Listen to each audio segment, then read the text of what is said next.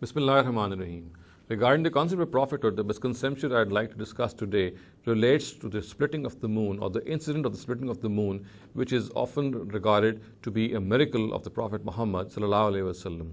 It is said that on the demand of the disbelievers of Mecca, he produced this miracle in order to validate his prophethood. Now, as far as this whole incident is concerned, it is of course mentioned in the Quran, and of course a lot of narratives also relate this incident. Now, as far as these narratives are concerned, the Sahaba, the companions who relate this narrative, there are quite a few. For example, Hazrat Ali, Hazrat Ibn Abbas, Hazrat Anas ibn Malik, Hazrat Abdullah ibn Umar, Hazrat Huzaifa ibn Yaman, Hazrat Abdullah ibn Masud, and Hazrat Jubair ibn Mut'im. So all these companions, they relate this incident. However, as far as witnesses to this incident are concerned, there are only three of them who are witnesses to this whole incident, which is reported to have taken place in the Meccan period of the Prophet's life. And these people are Hazrat Huzaifa ibn Yaman, Hazrat Abdullah ibn Masud, and Hazrat Jubair ibn Mut'im. So these are the three companions who were eyewitnesses to these events, and they have narrated this event from the Prophet. And none of these three narrators say that this incident took place because the disbelievers had demanded from the Prophet to produce a miracle or a sign of his prophethood.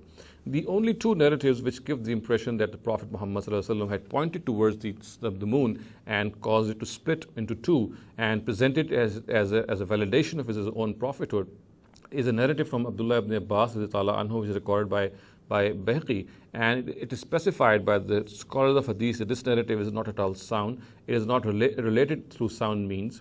And the other narratives which give the impression that this moon splitting incident was actually a miracle produced by the Prophet is reported by Anas bin Malik. Now we know that Anas bin Malik is not an eyewitness to this event because he was a small child at the time of this event. And as specified by Hafiz ibn Hajar, this is the only group of narratives which is reported by Anas ibn Malik which give the impression that this moon splitting incident was caused as a result of the Prophet pointing towards the moon because the disbelievers had demanded a sign to validate his prophethood.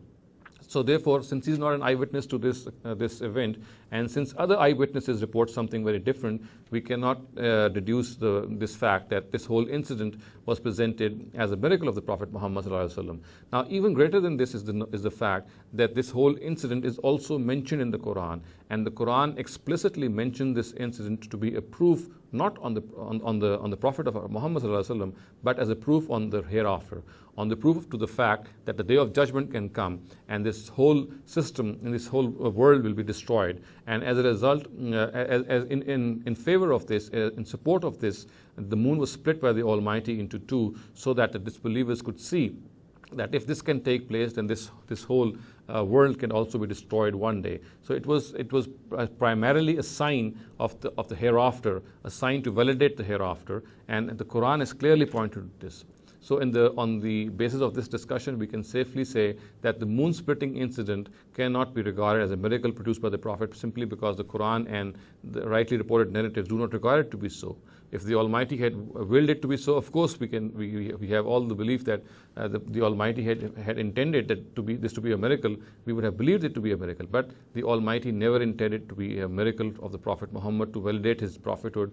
The Almighty, as is portrayed in the Quran, this whole incident is primarily a validation of the Day of Judgment.